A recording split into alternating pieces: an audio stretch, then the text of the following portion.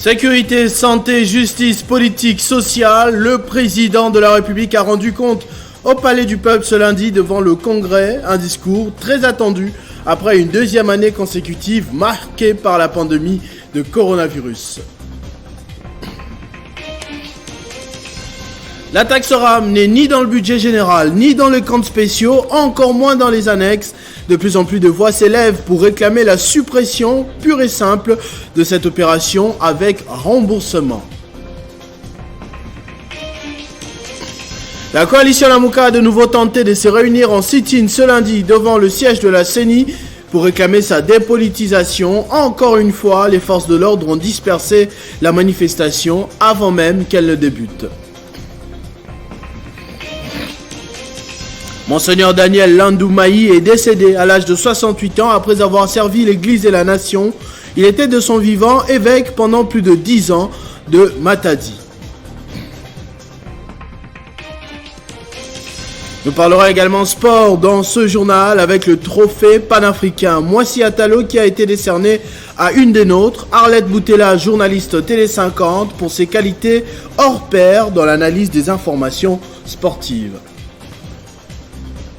Mesdames et messieurs, bonjour. Avec la sécurité de tous les Congolais comme première préoccupation, le président de la République s'est adressé aux Congolais devant le Congrès ce lundi pour dresser son bilan comme le veut la Constitution. Félix Tshisekedi regrette la résistance des ennemis mais tient coûte que coûte à rétablir la paix partout en RDC. Le chef de l'État a également réaffirmé son engagement pour la lutte contre la corruption avec tous les mécanismes déjà mis en place pour l'émergence du pays. Nous y reviendrons dans nos prochaines éditions avec plus de détails. La population de son côté s'est fait également sa propre idée des cours des choses. Interrogés par notre rédaction cet avant-midi, les Quinois sont très dubitatifs des promesses du président de la République pour le changement, vu l'état de son social qui devrait être son cheval de bataille principal. Seulement, d'autres pensent qu'il ne faudrait pas négliger les efforts fournis par Félix Tshisekedi pour lutter contre la corruption et le détournement des deniers publics, par exemple. Le bilan est positif. Mais évidemment, il y a certains points qu'il faut relever. Quand on crée RAM, par exemple, comme ça n'a pas été expliqué à la population RAM, ça fait mal à la population. Cette histoire, moi, je crois qu'il faut supprimer.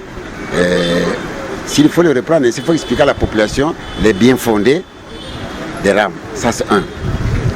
Quant à la sécurité, en tout cas, nous sommes très, très contents du fait que tout ce qu'on a connu les années passées, on n'en connaît pas. Donc les gens sont bien, circulent librement et ils racontent n'importe quoi. Mais je n'ai jamais quelque part qu'on a pris quelqu'un, on a arrêté quelqu'un parce qu'il a dit ceci, parce qu'il a dit cela.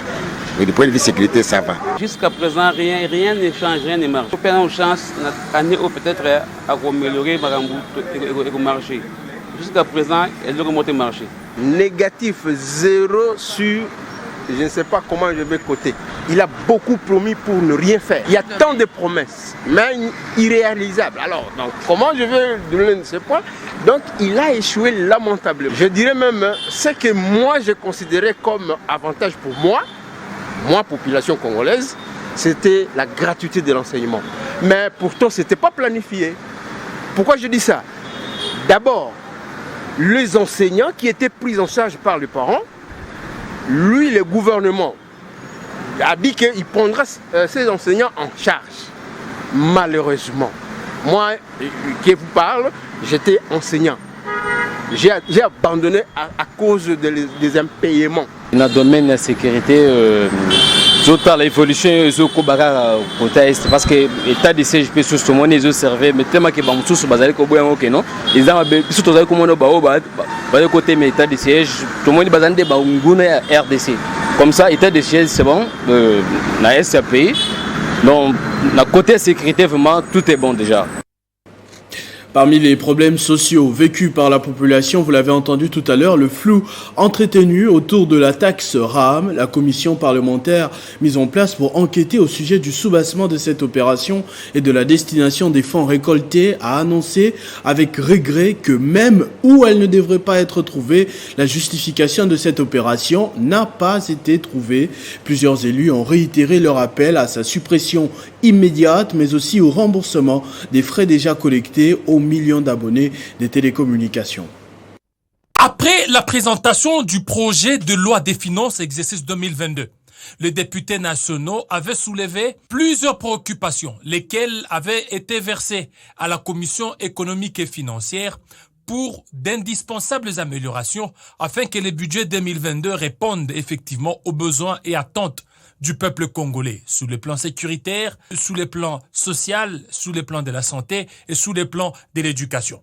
Après un temps de travail, la Commission économique financière et contrôle budgétaire de l'Assemblée nationale a présenté son rapport de ses délibérations. D'entrée de jeu, la Commission a demandé la suppression sans délai de la taxe RAM sur toute l'étendue du territoire national, ainsi que la bonification du budget en équilibre en recettes et en dépenses. Ainsi, après un très long débat animé, votre commission est arrivée à dégager de commun accord avec les différents services susvisés les améliorations de prévisions de recettes de l'ordre de 1220 milliards 719 millions 201 francs, 201 000 francs congolais.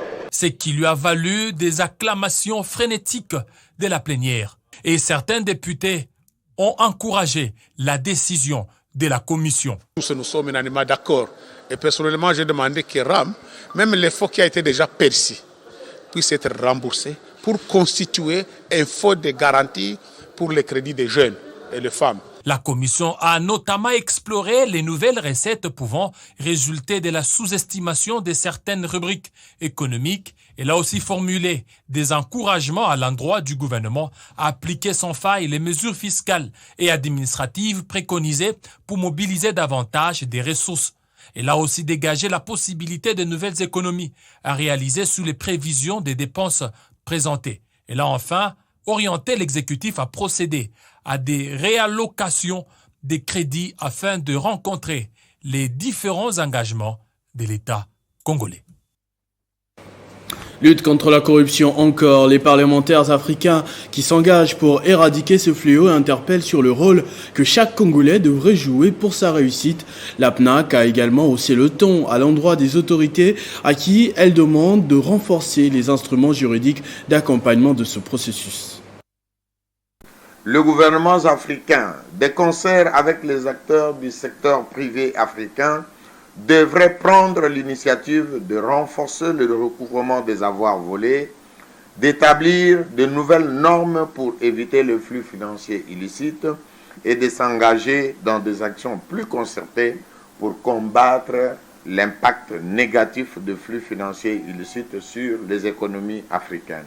La PNAC RDC lance ainsi un appel aux peuples africains en général et aux Congolais en particulier à dénoncer et à décourager tous les actes de corruption, tous ceux de flux financiers illicites et le blanchiment de capitaux, mais surtout aux structures étatiques de l'État de sanctionner négativement les corrompus et les corrupteurs, mais positivement tous ceux qui se sont montrés comme modèles dans la gestion de la chose publique. Pour ce faire, la PNAC RDC invite le gouvernement de la République à implémenter les clauses de la Convention des Nations Unies contre la corruption et celle de l'Union africaine sur la prévention et la lutte contre la corruption, en ce qu'elles exigent la responsabilité du gouvernement à mettre en place une politique efficace de protection des lanceurs d'alerte afin que ceux qui s'expriment contre la corruption soient protégés contre de possibles représailles, mais aussi à voter des lois anticorruption. C'est ici l'occasion pour interpeller l'Assemblée nationale à accélérer le vote de la proposition de loi modifiant et complétant le décret du 30 janvier 1940 portant code pénal congolais tel que modifié à ce jour sous examen à la commission PAJ. Annoncé pour ce lundi, le sit-in de la coalition et la Mouka devant le siège de la CENI à travers le pays a été de nouveau étouffé ou plutôt évité par les forces de l'ordre comme à la capitale Kinshasa où tous les accès menant au siège de l'institution avaient été barricadés pour des entrées très filtrées. Les revendications sont toujours les mêmes, notamment la dépolitisation de la CENI présidée actuellement par Denis Kadima au terme d'un processus très boudé par l'Église catholique et l'Église du Christ au Congo qui se sont désolidarisés des 6 autres confessions religieuses. Contrairement aux manifestations précédentes, celle d'aujourd'hui n'a pas connu la participation du FCC, autre force de l'opposition.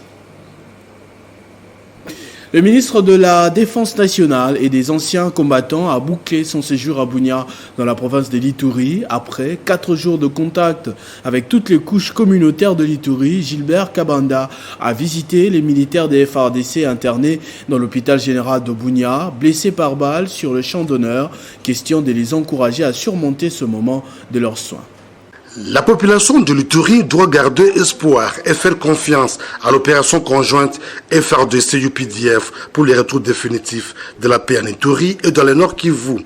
Message d'assurance des élus nationaux de l'Ituri faisant partie de la délégation du ministre de la Défense nationale et des anciens combattants qui a bouclé sa mission de 4 jours à Bunia. Je profite de l'audience de vos antennes pour lancer un appel vibrant aux membres des groupes armés locaux. Que nous ne sommes pas prêts de les perdre. Nous ne sommes pas prêts d'aller à guerre contre les enfants, les filles de cette province. Ils doivent garder leur retenue. Sinon, ils risquent d'être assimilés comme les ennemis étrangers. Et je rassure à la population, nous sommes tous jeunes et nous allons user de notre pouvoir pour que les choses changent. Nous avons soif de voir notre province revivre la bonne ambiance que nous avons toujours vécue ici. Bunia la viande, Bunia la paix, doit revivre ça. Avant de quitter Bunia, le ministre de la Défense nationale et des anciens combattants, Gilbert Kabanda, a visité les blessés de guerre internés au pavillon militaire de l'hôpital général de référence de Bunia, question de leur apporter un soutien moral pour le sacrifice consenti au prix de leur sang. Il faut dire que cette mission mixte gouvernement parlementaire de l'Ituri et du Nord Kivu fait suite aux recommandations des élus de ces 2 provinces pour plus d'efficacité de l'état de siège. Le gouverneur de la province du Nord Ubangi, qui démissionnait la semaine passée dans une lettre adressée entre autres au président de la République dénonçant une situation déconcertante dans la province, a été appelé à expédier les affaires courantes, une situation qui intervient après qu'Isato Nzeke ait adhéré au parti présidentiel l'UDPS sans plus perdre de temps, ce qui a suscité des interrogations de la rédaction.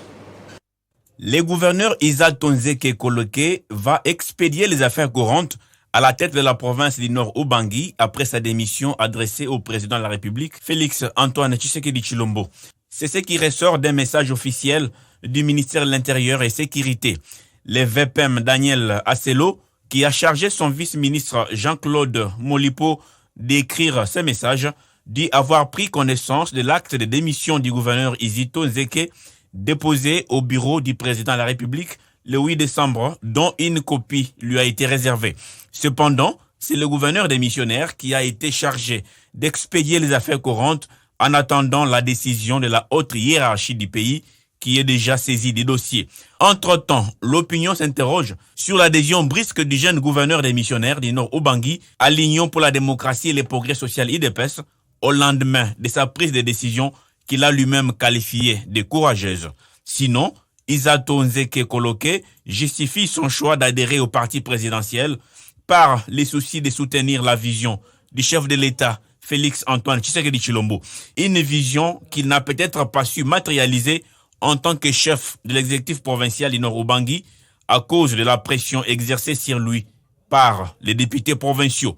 Une chose est vraie, avant sa démission anticipée, Izato Nzeke était visé par une motion de déchéance par l'Assemblée provinciale du Nord Ubangi avec un certain nombre de griefs qu'il a toujours rejetés en bloc. Après 68 ans de vie passés sur cette terre, dont la moitié au service de l'Évangile, Monseigneur Daniel Landou Mayi, évêque émérite depuis sa démission, est décédé à Matadi dans le Congo central. Il avait travaillé comme évêque de Matadi entre septembre 2010 et mars 2021, puis comme archevêque métropolitain de Kinshasa en 2017. C'est dans la soirée de dimanche 12 décembre, à l'âge de 68 ans, que s'est éteint Monseigneur Daniel Landou Mayi à Matadi, chef-lieu du Congo central. Pourtant, la veille, il avait officié aux côtés de Monseigneur Giro Pindi la messe d'action de grâce à l'occasion du centenaire de l'Institut Tumba Diaye Nzayi, une des écoles de la congrégation des frères des écoles chrétiennes.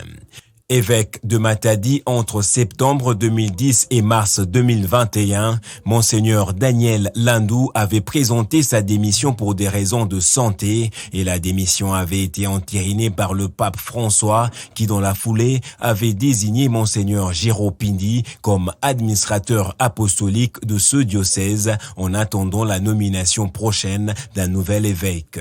Né en 1953, Daniel Landou a été nommé évêque du diocèse de Matadi le 21 septembre 2010 en remplacement de Monseigneur Gabriel Kembo et ce, après avoir travaillé pendant 2 ans en qualité d'évêque coadjuteur dans le même diocèse. En 2007, après le décès du cardinal Frédéric Etou, il avait été nommé par le pape Benoît XVI comme administrateur apostolique de l'archidiocèse de Kinshasa, poste qu'il a occupé jusqu'à la nomination de feu Monseigneur Laurent Monsengo Passigna comme nouvel archevêque métropolitain de Kinshasa. L'homme qui repose aujourd'hui dans l'au-delà est présenté par plusieurs fidèles et prêtres catholiques comme un serviteur dévoué pour l'apostolat et ayant servi Dieu dans la modestie et sobriété. Dans le continent, le pays le plus touché par la pandémie de coronavirus, l'Afrique du Sud, est très secoué par l'apparition du variant Omicron. Parmi les personnes infectées figure également le président de la République, Cyril Ramaphosa, testé positif dimanche après certains symptômes légers observés. Le chef d'État sud-africain, 69 ans et entièrement vacciné, a commencé à se sentir mal après avoir quitté en milieu de journée la cérémonie officielle à Cape Town en hommage à l'ancien président Frédéric de Klerk, mort le mois dernier, a déclaré la présidence dans un communiqué tard dans la soirée. Aussitôt, Cyril Ramaphosa s'est auto-isolé, déléguant toutes ses responsabilités au vice-président David Mabuza pour la semaine prochaine. La cérémonie rassure la présidence s'est déroulée dans le respect des règles sanitaires, mais elle invite toutefois les personnes qui ont été en contact avec le président de la République Cyril Ramaphosa à surveiller l'apparition des symptômes ou à se faire tester à la Covid-19.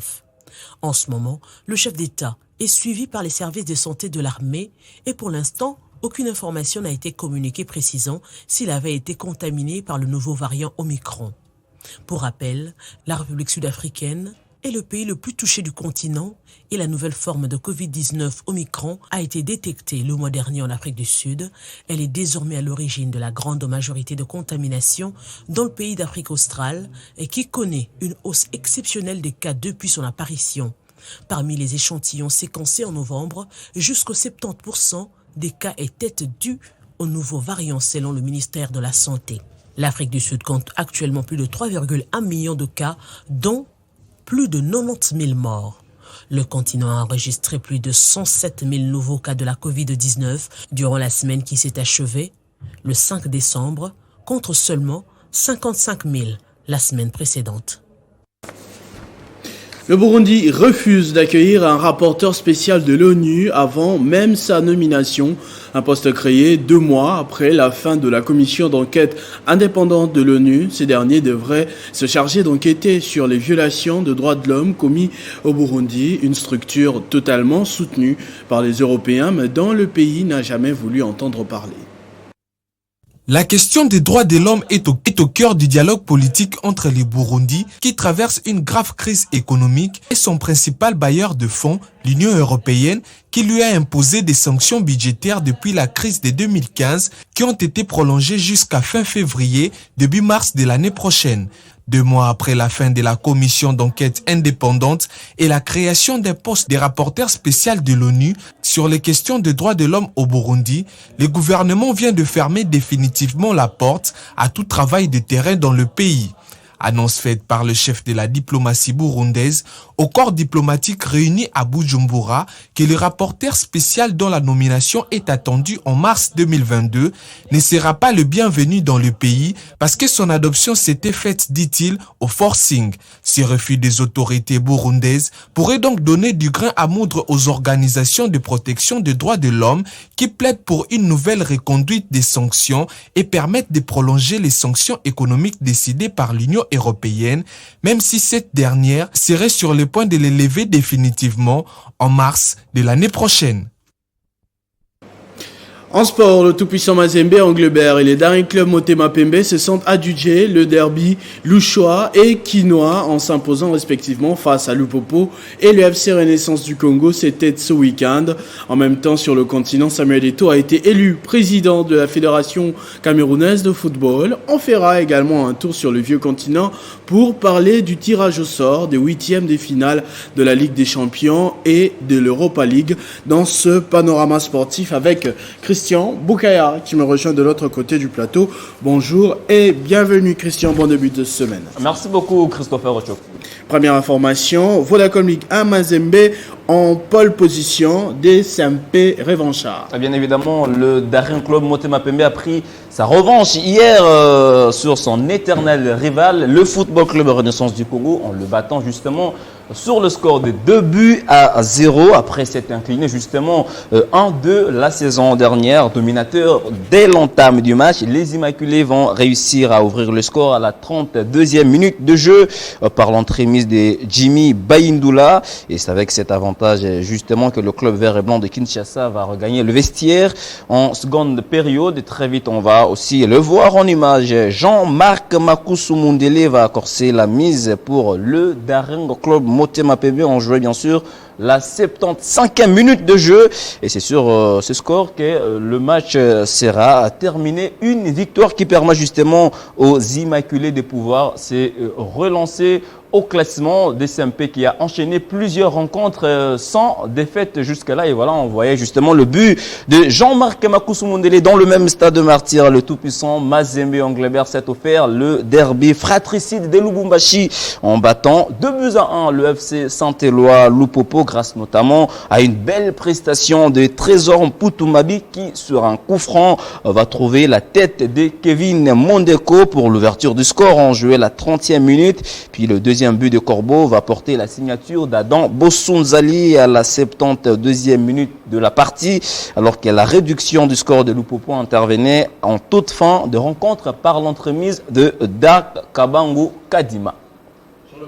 Comme on le disait tout à l'heure, Samuel Eto'o a été élu président de la FECAFOOT. C'était la grande joie. Oui, c'était vraiment la liesse du camp de Samuel Eto'o, l'ex-international camerounais qui a été élu à la tête de la Fédération camerounaise de football avec 43 voix justement contre 31 de Seydou Mbombo, le président sortant. C'était bien sûr le samedi lors de l'Assemblée générale et élective de la FECAFOOT. Samuel Eto'o qui s'est battu bec et ongle pour prendre les commandes de la Fédération camerounaise de football, promet de remettre les choses sur le rail pour que le football camerounais puisse avancer. On l'écoute. Merci d'avoir fait de moi le 17e président de la FECAFOOT. Je mesure l'honneur qui m'est fait et la tâche qui m'attend.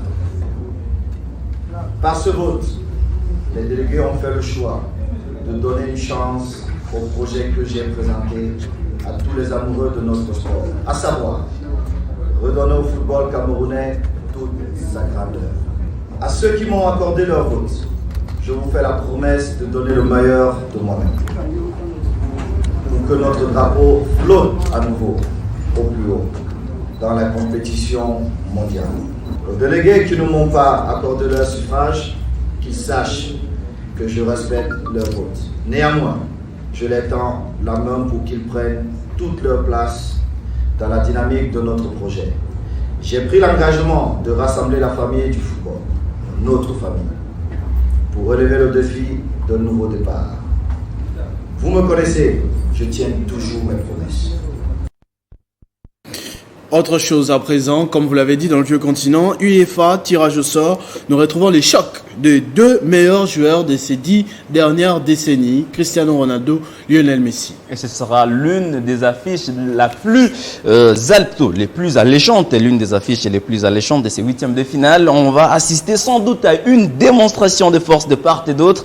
PSG, Manchester United, un match qui va se jouer sur beaucoup d'aspects, vous l'avez d'ailleurs soulevé, tant collectif qu'individuel, avec les deux superstars du monde, Cristiano Ronaldo et Léo Messi, qui vont s'affronter une fois de plus dans une bataille qui s'annonce rude, dans d'autres combinaisons, comme on peut justement voir sur ce tableau. Il faut dire que Benfica va bien sûr affronter le Real Madrid, et puis voilà, Villarreal sera face à Manchester City, l'Atlético Madrid sera face au Bayern Munich, le Paris Saint-Germain croisera le bottine avec Manchester United, Chelsea sera opposé à Lille, Salzbourg a hérité de Liverpool, et puis très vite on va voir sur les deux dernières combinaisons, voilà l'Inter Milan qui a hérité de l'Ajax Amsterdam, et puis Sporting sera face à la Juventus de Turin, mais il faut signaler que ce tirage au sort risque d'être annulé.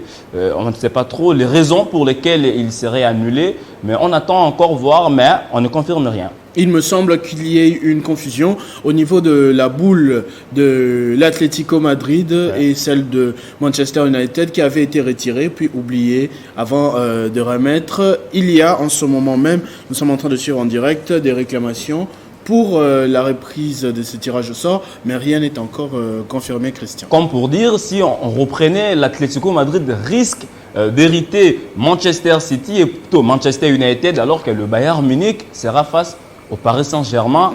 Et là, ça sera encore un choc Lewandowski, Lionel Messi, par exemple. On ne le souhaite pas. C'est une probabilité. On va parler d'autre chose. Un autre sport, éliminatoire de basketball, Africa League, Espoir Foucache en demi-finale. Bien évidemment, le représentant de la République démocratique du Congo s'est débarrassé hier de Slack sur le score de 104-89, soit 26-14, 26-21, 23-30, puis 29-24. Espoir Foucache s'est vite relevé après sa défaite d'entrée face à Nigelec du Nigeria, 91-104 au palais polyvalent de Yaoundé. Nous sommes là bien sûr au Cameroun. Espoir Foucache reste déterminé à arracher son ticket pour la deuxième édition de la Basketball Africa League qui sera organisée à Dakar au Sénégal au mois de mars 2022. On va terminer avec le trophée panafricain Moissi Yatalo. Arlette Boutella, notre consoeur, a été plébiscitée meilleure présentatrice des émissions sportives. C'est plutôt une nouvelle qui nous régale depuis ce matin. Arlette Boutella qui fait, on va le dire, la fierté de l'espace 50 dans le desk sport. Bien sûr, on sait qu'elle est polyvalente, mais cette fois-là, son travail a été reconnu, soit récompensé à sa juste valeur. Sans vouloir faire beaucoup de commentaires, je vous laisse suivre ces petits récits que nous avons concoctés pour elle.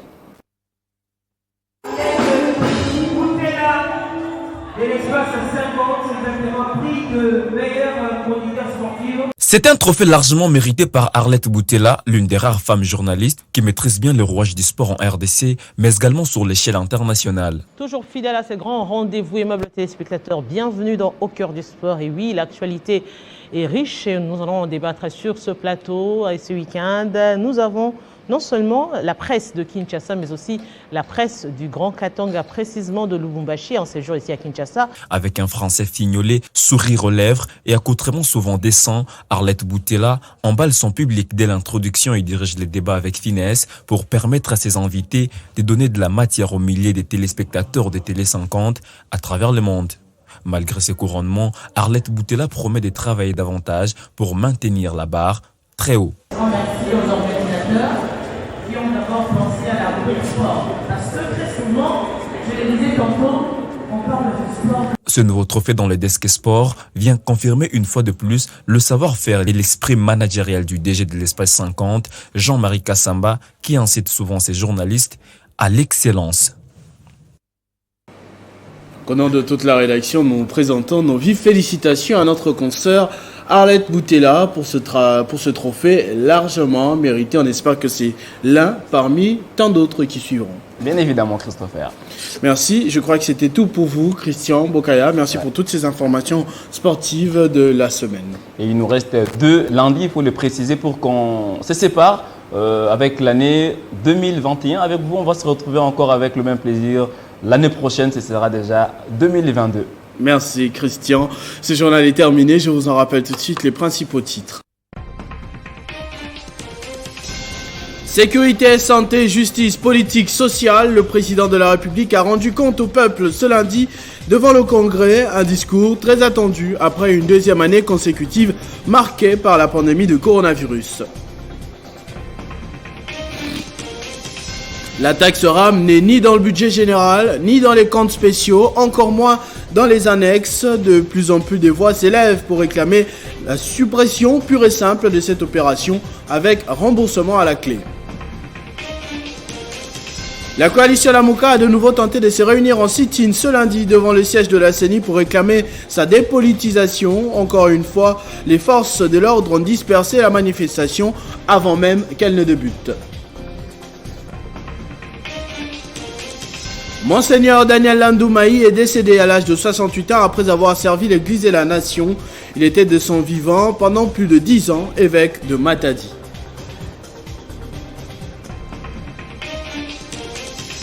Nous avons également parlé sport dans ce journal, notamment avec le trophée panafricain Moissi Atalo qui a été décerné à une des nôtres, Arlette Boutella, journaliste Télé 50, pour ses qualités hors pair dans l'analyse des informations sportives.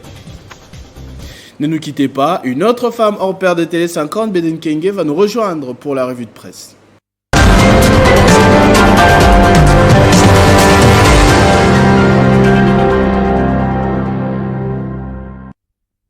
Tel qu'annoncé, Bédrine Kenge va me rejoindre de l'autre côté du plateau. Bonjour et bienvenue Bédrine. Bonjour Christopher et merci pour la dédicace.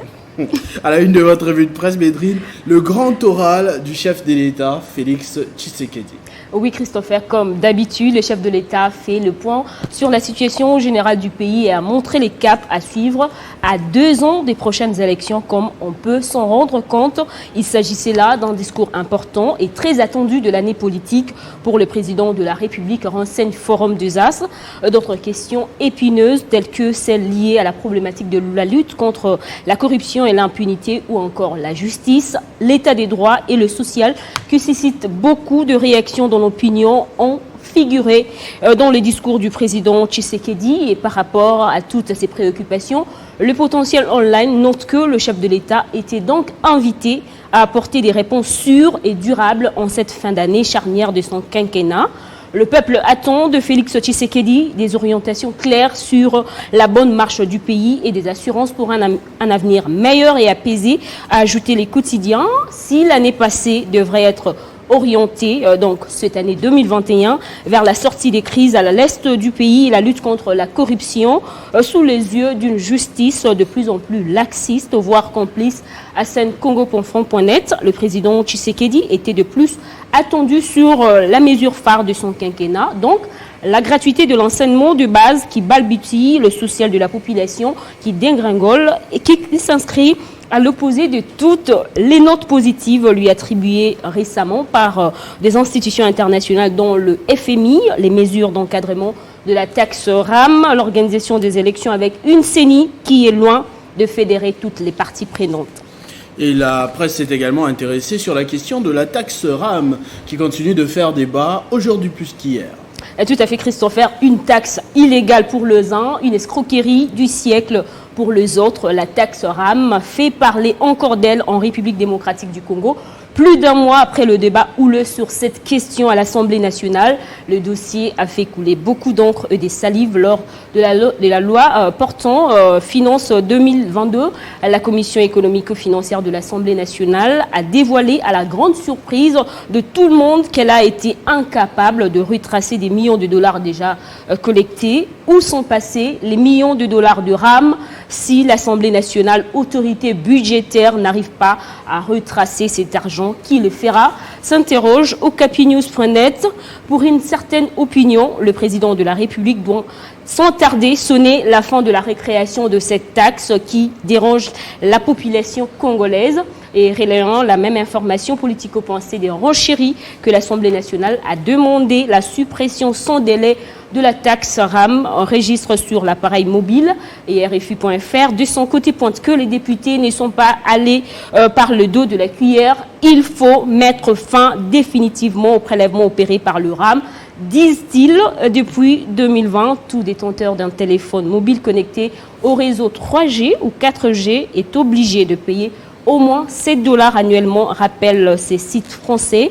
Et abondant dans le même sens, Radio Okapi.net a repris la réaction de Georges Kapiamba de l'Association congolaise pour l'accès à la justice qui invite le gouvernement à la supprimer et à justifier l'affectation donnée aux recettes déjà collectées. Voilà, on va terminer avec la CEDEAO qui continue de faire pression sur le Mali pour organiser les élections de février 2022. Effectivement, Christopher, réuni hier au Nigeria, le chef d'État de la communauté économique des États d'Afrique de l'Ouest ont exigé le maintien des élections pour le 27 février prochain au Mali, nous fait remarquer RFI.fr. Si les choses n'évoluent pas, cette organisation sous-régionale peut se prononcer sur de nouvelles sanctions en janvier 2022. À maliweb.net de relever qu'avant ce sommet, le président de transition malien, le colonel Assimi Goïta, a écrit au président en exercice de la CEDEAO, le Ghanéen Nana Akufo-Addo, que la République du Mali s'est engagée à vous fournir au plus tard le 31 janvier prochain un chronogramme, donc un calendrier détaillé qui pourrait être discuté dans une mission de la CEDEAO. Une proposition qui ne fait pas l'unanimité chez le Malien. Et à wakatsera.com de prévenir la CEDEAO d'éviter ce piège du colonel Goïta, contenu dans sa lettre parvenue au président de cette communauté. Merci beaucoup, Bédrine Nkenge, pour cette lecture transversale des journaux. Merci à vous autant.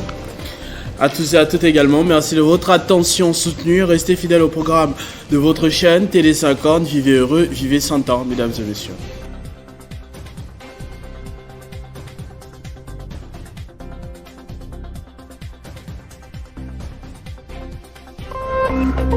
Téléchargez les infos Télé 50 sur www.télé50.cd.